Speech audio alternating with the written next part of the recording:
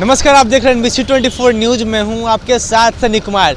आम बजट पेश हुआ। बता दें कि 1 फरवरी को वित्त मंत्री निर्मला सीतारमण ने बजट भाषण दिया जिसमें चर्चा की गई क्रिप्टो करेंसी की।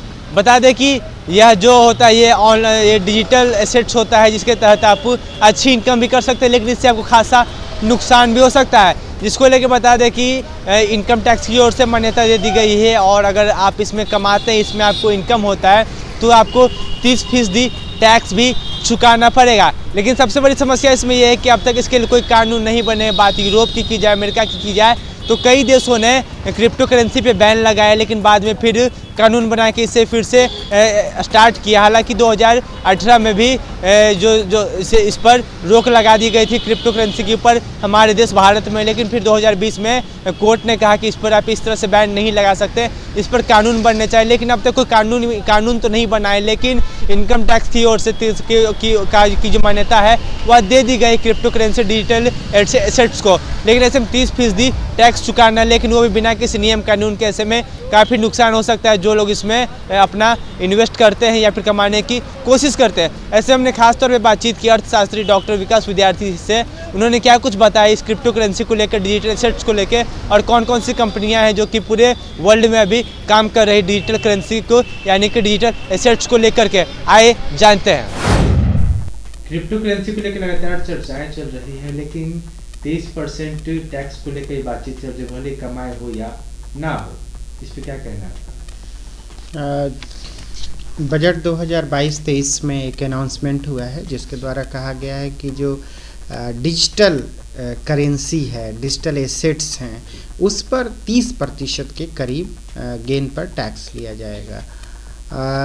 इस पर सबसे बड़ी बात यह है कि जो डिजिटल एसेट की बात की गई है उसमें क्रिप्टो करेंसी भी आती है और भी बहुत सारे तरह के एसेट्स आते हैं।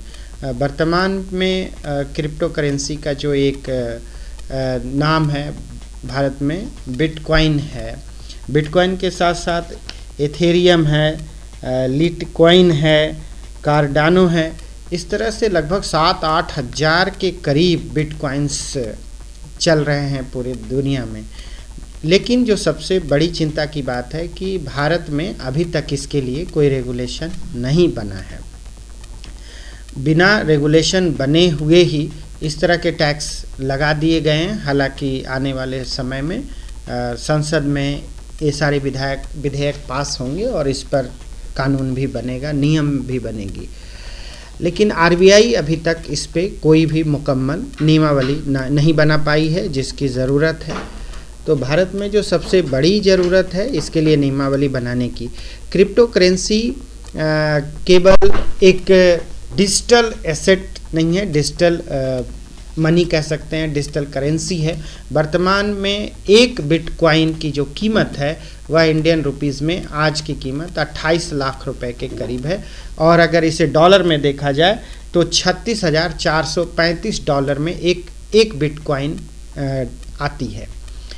लेकिन एप्रीहेंशन बिटकॉइन और डिजिटल एसेट को लेकर के यह भी है, क्रिप्टो करेंसी को लेकर के पूरी दुनिया में बहुत सारे देशों ने बैन किया, जबकि अमेरिका और यूरोप जैसे देशों ने इसके लिए कुछ रेगुलेशंस बनाए। वहीं चाइना ने बैन किया, और चाइना में अपनी क्रिप्टो करेंसी है जो डिजिटल करेंसी की बात करते हैं।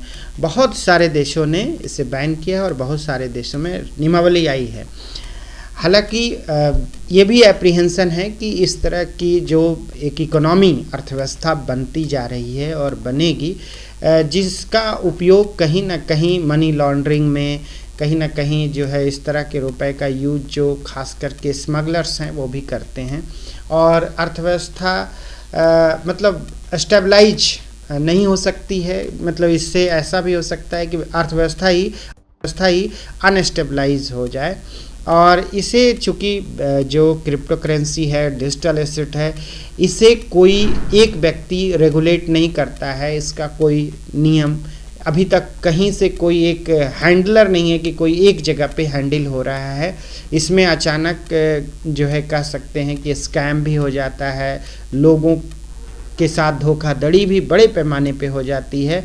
और हालांकि जो है एक तरह से एक पैरेलल इसकी इकोनॉमी खड़ी होती जा रही है डिजिटल करेंसी कि जिस तरीके से एक अर्थव्यवस्था पैरेलल खड़ी हो रही है, वो कहीं न कहीं वर्तमान में जो बैंकिंग सिस्टम है उस पर कहीं न कहीं बड़ा इम्पैक्ट पड़ेगा।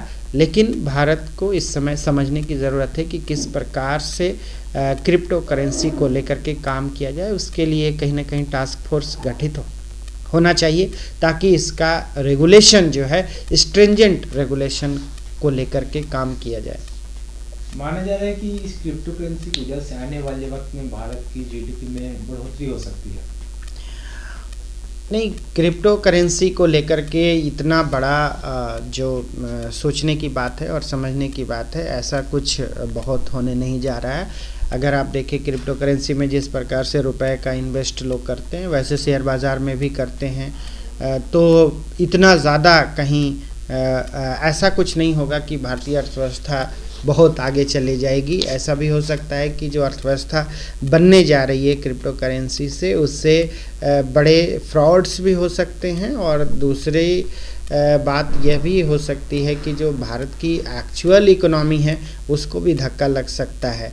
तो इस तरह के क्रिप्टो करेंसी को लेकर के जो है एक्सपेक्टेशंस जो है वो बहुत ज़्यादा हो जाएगा इस समय, जबकि भारत में इस तरह का कोई रेगुलेशन ही नहीं बना है। कई सारे देशों ने इसके लिए नियम कानून बनाए हैं, उसके तहत ध्यान रखा जा रहा है कुछ गड़बड़ी ना हो, लेकिन हमारे देश में इसे कोई कानून नहीं बनाया गया, लेकिन बोल दिया गया कि 30% का छूट है। लोगों में कहीं ना कहीं डर का माहौल बना हुआ है, जो लोग हैं उनमें डर का माहौल बना हुआ है। बिल्कुल 2018 में जब क्रिप्टो करेंसी को लेकर के बैन कर दिया था, आरबीआई ने कहा था कि यह हमारे अर्थव्यवस्था में जो है रेगुलेट नहीं होगी, तब वहाँ पे काफ़ी प्रॉब्लम हुआ था। लेकिन 2020 में कोर्ट ने कहा है कि जो है ये क्रिप्टो करेंसी पर बैन नहीं लगाया जा सकता। तो उसके बाद क्रिप्टो करेंसी के कई प्लेटफॉर्म हैं, भारत में बजीरेक्स है और भी कई प्लेटफॉर्म आए हैं जिस पर जो है काम करेंसी का जो इस तरह के जो प्लेटफॉर्म पर लेन देन हो रहा है, उसके लिए भारत सरकार आने वाले सत्रों में जो है संसद में विधेयक लाने जा रही है और उसके लिए नियमावली भी बनेगी। ग्लोबलाइजेशन भी क्रिप्टो करेंसी से हो सकता है क्या? ग्लोबलाइजेशन का ही एक बहुत बड़ा जो है एक फीचर कह सकते हैं। क्रिप्टो करेंसी तो ग्लोबलाइजेशन का ही एक फीचर है जो पूरी दुनिया में जो है क्रिप्टो करेंसी चल रही है। तो आप बैठ करके यहीं से ख़रीद फरोख्त कर सकते हैं और उसके जो कीमतें होती हैं बहुत तेज़ी से उतार चढ़ाव होती है। आप समझ सकते हैं कि इस समय में क्रिप्टो करेंसी की कीमत 6,000 रुपये की करीब थी और अभी ये 28 लाख रुपए में एक क्रिप्टो करेंसी आ रही है।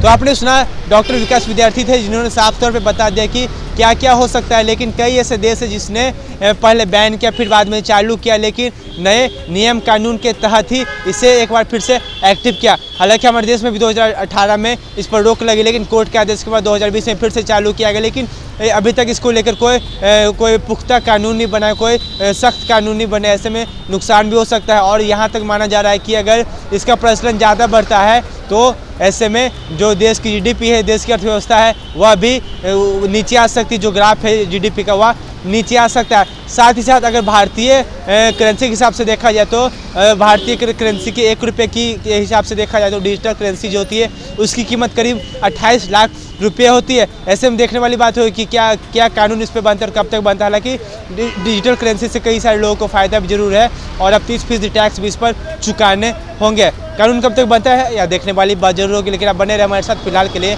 इतना ही। आप देखते रहें NBC 24 न्यूज़।